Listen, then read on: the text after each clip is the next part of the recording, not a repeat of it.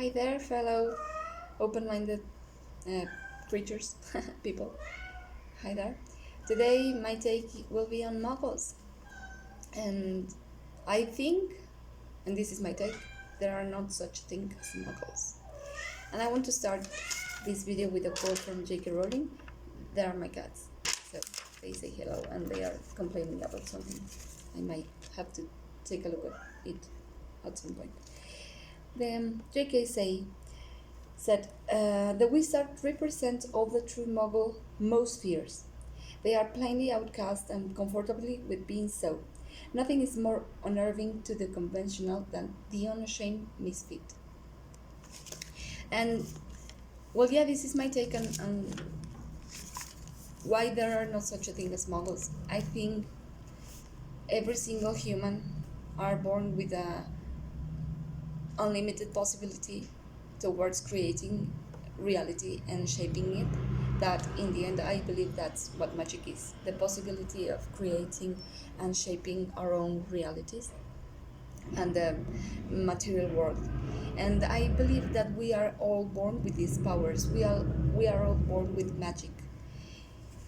And the thing is that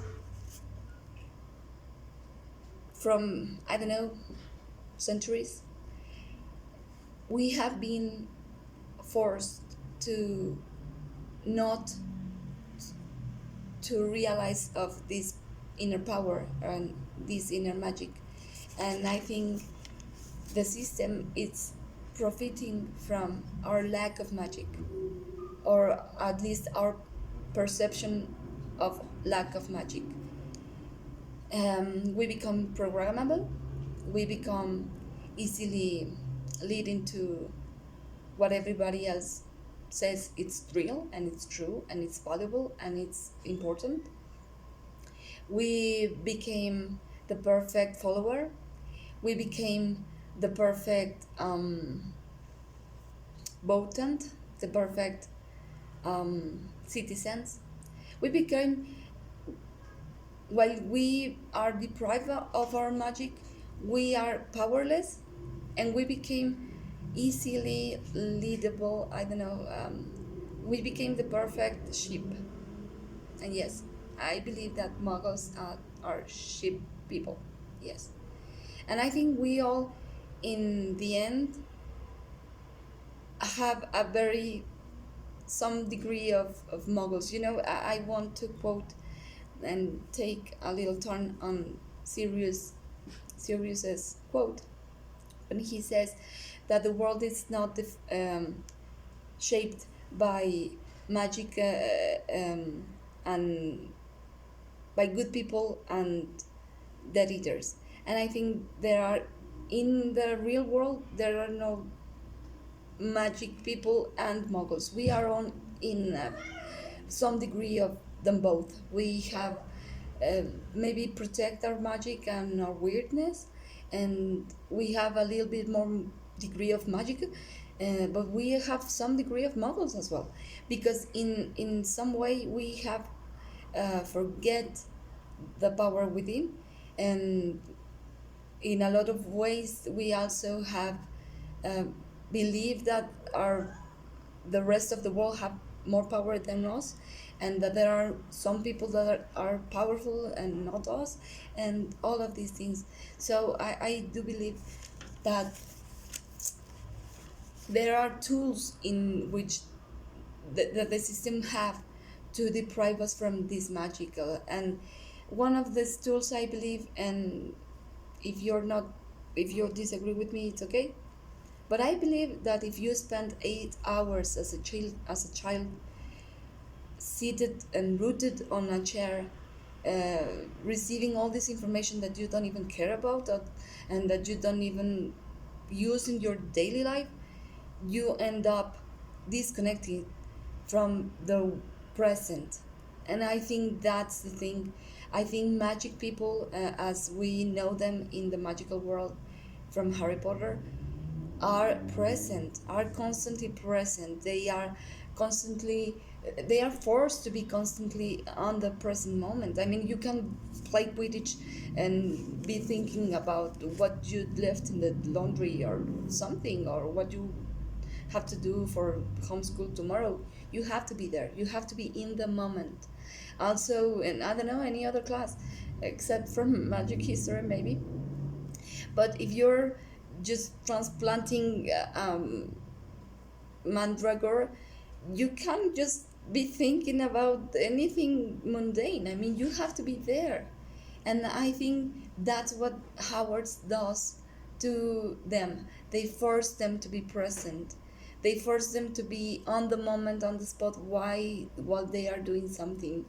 You can read the books and you are in the potion lessons with the Snape, and you have to be there. You have, and Snape, for example, he's very in every class, in every lesson, he is very constantly spot on this. You have to know what ingredient comes before, because if you put this ingredient after this other ingredient, you're spoiling the potion. You have to be there. And I think in the Muggle creation system, they do the opposite. They force us to disconnect from the present moment. Like, for example, and I mean, this is why I believe we are all Muggles in a certain degree. You can I was thinking about this before, but I remember when I was a child, when I was growing up. I was born in the 80s, so the most distracting thing back then that could just literally turn your attention and put it somewhere else, it was television. But you left your house, and you left the television behind. You just have to be out there, present again. And therefore you hear the noise of the birds, and you smell what the sense of from wherever you was walking by, and you feel the sun in your skin, and you feel the wind blowing. You feel, and you was forced again to be in the present. But as technology has been advancing, our attention has been just like being locked within screens. It's very common that I mean, I see that every day. I walk my dog, and there are people walking with the dogs, but they are just looking at the screen. They don't even realize if the dog has, I don't know, step on something, on shit, dog shit, or if there's something going in the sky. And I mean, I am aware in this, because I know that I've been there as well, and I don't need a screen.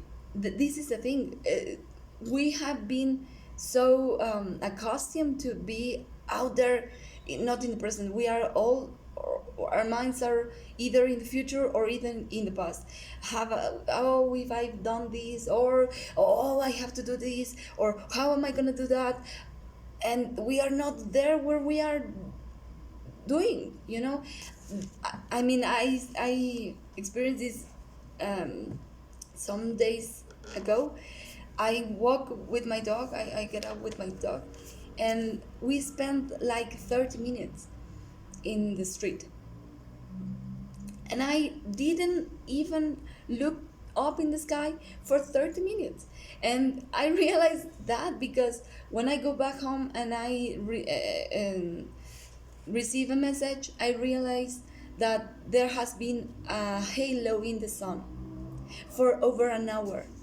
And I haven't even realized there was a halo in the sun, and it was not a petite halo. It was a huge halo, very massive, very visible, beautiful. The sky was a beautiful blue, intense sky, and there was a beautiful halo in the middle of the sky, and I couldn't see it, and I wasn't looking at my cell phone. I just was so distracted in my mind that I paid no attention to whatever was elsewhere, but in my mind. And this is the thing that I believe we are programmed to survive. We are programmed to what do I have to buy? How am I gonna buy it? I need to make more money. I need to, like in a daily basis, I have to pay this. I have to, and all our mind is distracted within the things that we have to control, and we don't control them at all.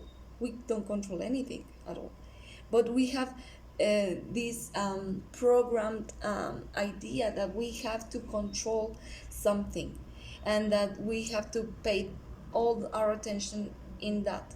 And I do believe this: magic is emotion, and emotion is paying attention to our inner states of vibrational states. That's what emotions are. How are we vibrating?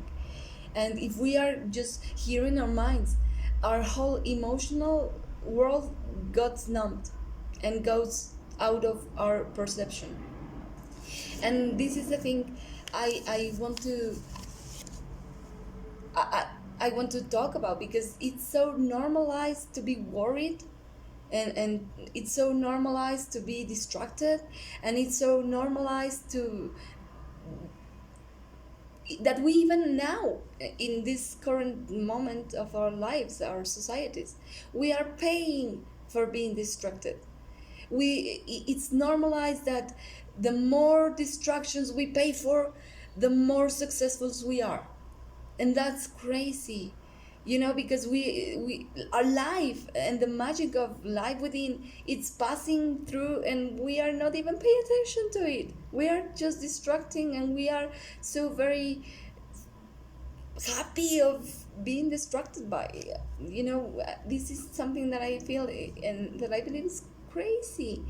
We are measuring now our success by how much distracted we are, because it's normalized that people that it's all the time thinking about work, and like Bernard Dorsley, there's a perfect example.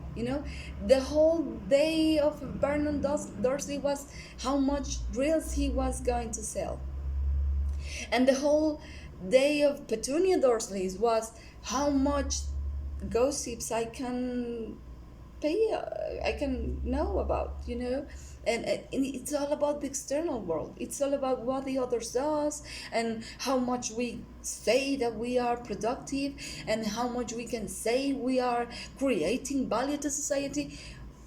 Value on what, if we are not creating value on our own lives?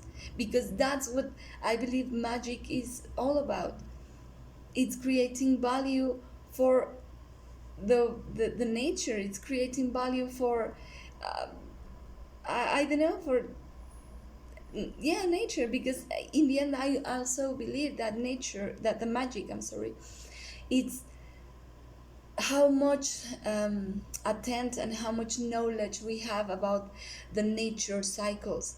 How can we pay attention to the nature cycles if we are worried about anything else?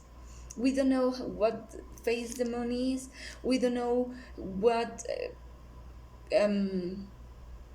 I forgot the words, but constellations are passing through.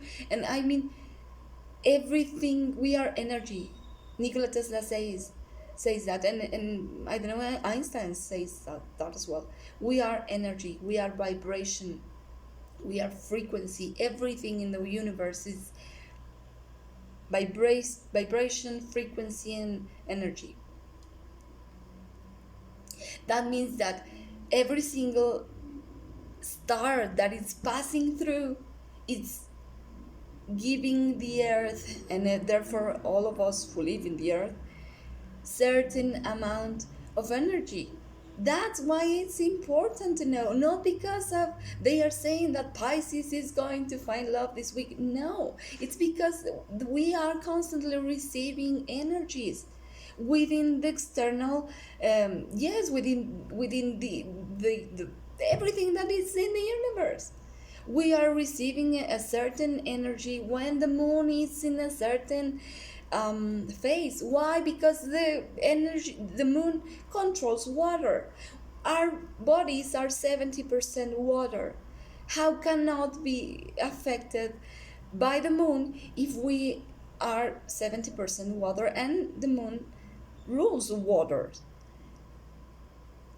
we are so deprived of this knowledge because we end up believing, because of the system makes us believe that this is just not important, that this is just mystical bullshit, and not it's science. it's it's we are also, another thing that the system does as implanting our ideas in us, and this is both science and both religion. It separates us as humans from the rest of the natural world. There is this different five worlds that we are taught in school and biology lessons, the fungi world, the animalia world, and blah blah blah. But there's humans, we are separate from them, because we are not animals, of course, right? And I think if animals, every single animal have cycles, and have and are affected by their ecosystems, and their mindsets and their actions and their behaviors are affected by their ecosystems, how are we not affected by our ecosystem? We are so deprived from being in contact with nature. I mean, since we are children in most homes, particularly in city environmentals, are so deprived by contact with nature. We have just a little time to play in the playground, maybe, if we are lucky that we have been taken to the playground. But if we are not, we are all the time sitting inside of these cemental boxes, and within screens, without the sun, without the rain, without the grounding, without the trees, without everything. We end up unaware that everything is affecting us, and that we affect everything from our mindset. Because from I don't know if you're um, aware of this, but every single word that we cast out of our bodies are as spells, because we are creating and affecting matter within the vibration of our voices, and with the intention of our thoughts as well. In physical quantum physics experiments, they realize that electrons, particles behave both as matter, as particles, and both as energy, that are waves. The electron particles have this particularly. It can be matter, or it can be particle, or it can be, sorry, energy. What depends on the behaviors is if there is something paying attention to it. When there is when something is observing the electron, the electron shapes collapses into particle. It takes the shape. So everything we are thinking is sort of creating the outer world. But we have been programmed to create what outer world? The outer world of consumption, the outer world of worrying, the outer world of giving our power to another human being, like politicians, like entertainers, like I don't know, everything that is outside. And we are constantly not paying attention to what are we casting as a frequency, what are we casting as vibration. We are totally unaware of our own power, and that's the most important thing for the system, that we are not attentive on the present, and unattentive or our own creations of, or unattentive or our own power.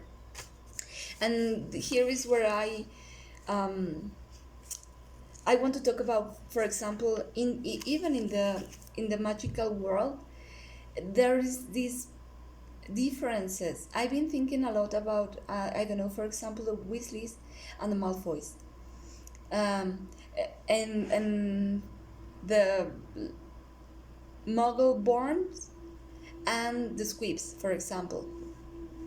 The Muggle-borns are people who are born out of Muggle people, but they have magic within themselves. And the Squibs are born from magical lineage, blue. I forgot the word, but pure blood people. They are born from pure blood lineages, magical people, but they don't have magic.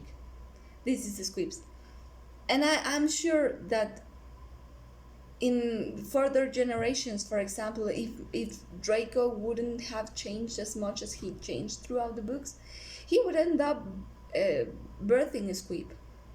And I believe that there are lots of Squibs in the magical, pure blood magical families, because they are totally focused their energy on the unimportant things as purity of the blood, and unaware of what is truly important. Like, for example, what Newt Scamander does, saving creatures and learning about them, and paying attention to other things that are important in the world, aside of if you was burned by a pair of magical folks, for example. And there, I love reading about Lily Potter's, Lily Evans' childhood, because there's a very um, factual thing about what Muggles are.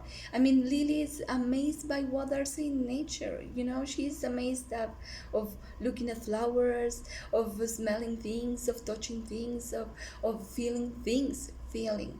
And Petunia is so focused on, from at a very young age, what other people would say, what other people think, what other people. She's always about the attention of her attention is always about the external, and while Lily's attention is always about what I feel, how this makes me feel, how I feel towards this, how this thing affects, how can I affect others. She's very magical in that sense. But there's also Hermione is so powerful. She's the strongest powerful of her generation, I guess. And she's a Muggle born, but she has a lot of Muggle traits. Like, for example, in her interactions with Luna, Hermione is always about, no, that's not real. That's not real because I haven't read it in books. That's a very Muggle thing. You know, if a Muggle doesn't have something to fact check, and if someone else hasn't proved it before, or at least say it before, that it's real, then it's not real. That's the most Muggle thing in the world. And Hermione has this trait. While Luna, for example, in the opposite way, in the opposite spectrum, she's always so open to dwell into things that are not there, but it could be there, right? I mean, when she puts her spectacles, I believe it's the name of her glasses. I don't remember. But when she put them on, she swears she can see Nargles. And I think that's not the glasses that makes her see the Nargles. It's her belief that Nargles are real, what makes her see them.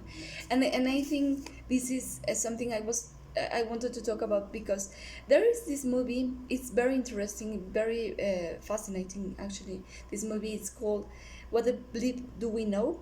I highly recommend everyone to see this. But there's a particular part that it always amazed me.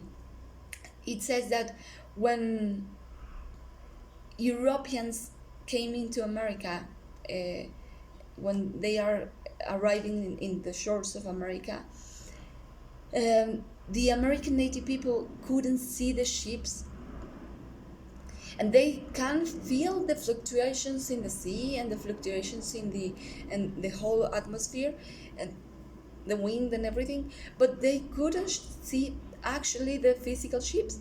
Uh, and so they called the shaman of the tribe. This is my mug, and it's beautiful.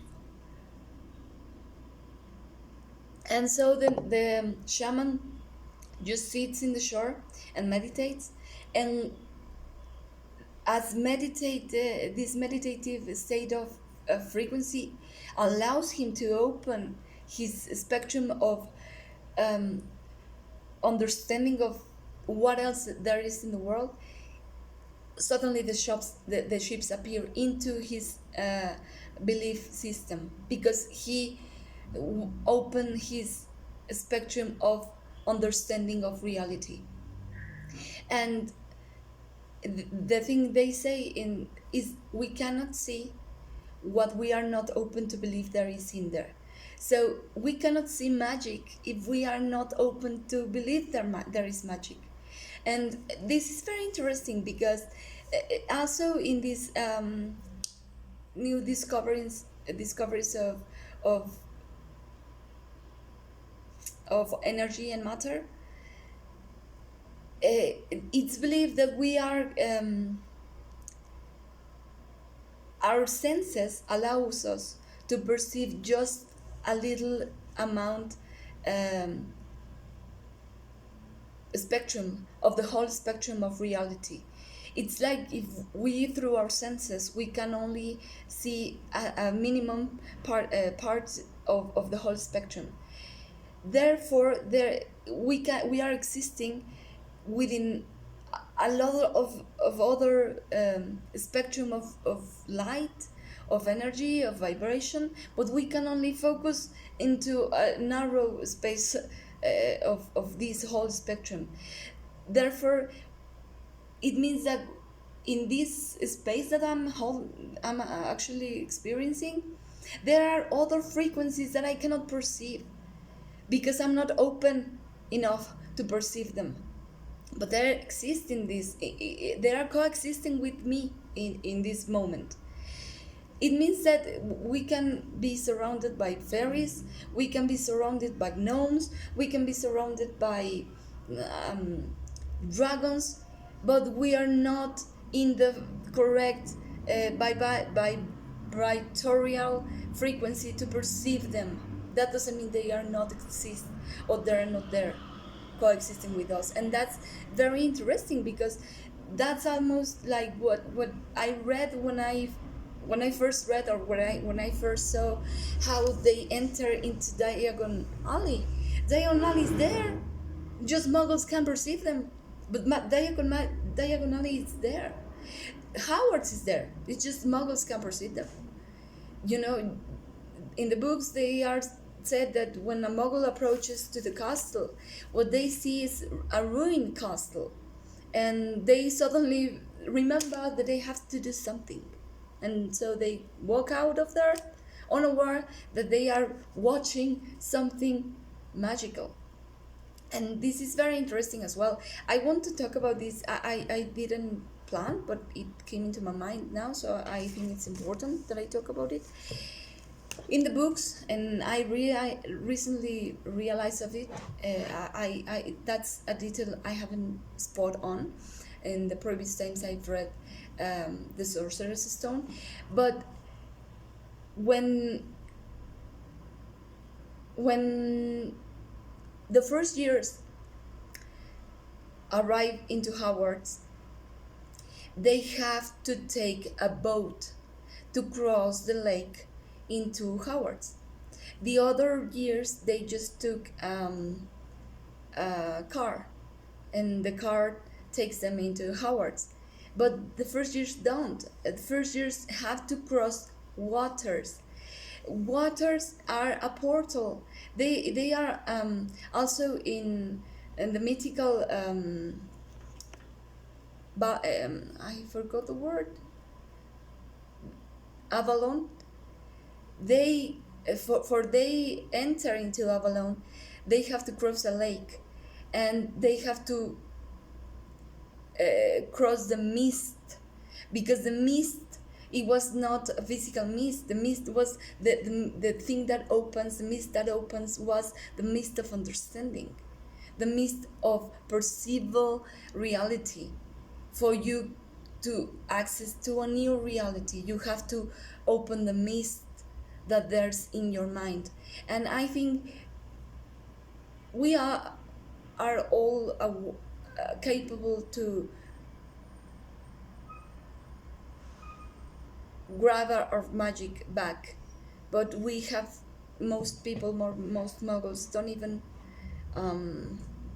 remember that there was curiosity and there was playfulness and there was amazement about the world when they were a child, and therefore they cannot recall it. But we can all, I believe we can all, we just need to be open to this idea and to be open to the possibility that there are other realities and there are other worlds coexisting with our own.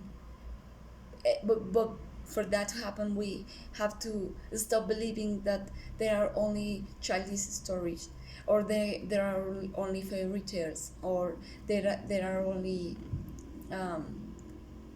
fantasy, and we must be open to the possibility that they are real, for we start perceive them. So I believe this is I have to write it down because there were so many things I want to talk about. But yeah, let's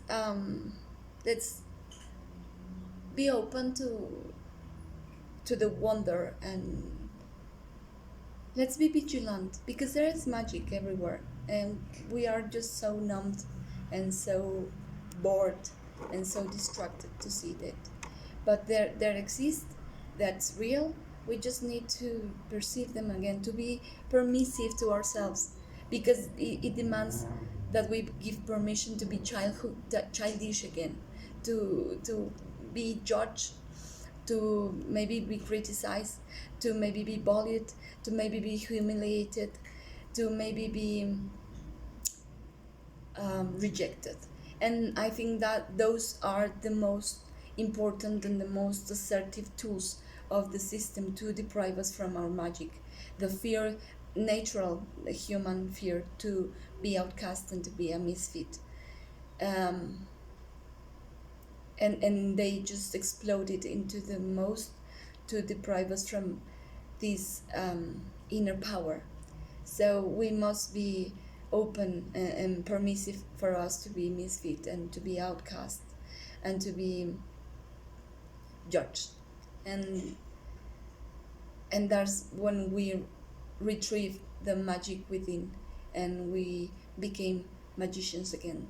So I invite you to be open to that and to be permissive to that, and to be more aware of where are your attention be programmable, and to retrieve it, and to be more human in the sense of being more natural, organic human, and less stimulated artificially. And well, yeah, this is my take on Muggles, and if it resonates with you, subscribe. I wouldn't say share it, because I don't believe really people who I don't believe that if you talk about this with people, they might be very open. I think it's a very probably a slow time to this message to get the right people, but I trust that it will. And well, yeah, if you resonate with this, well, share it if you want to. If not, just subscribe and be open to receive more information. I don't know, I will be talking about this from my takes, and the next the next magic topic we are going to watch will be magic, actually. So this is the magic, the clue the clue word would be magic. So be vigilant and be open and be kind and be yourself and be unapologetically magical and be unapologetically weird always.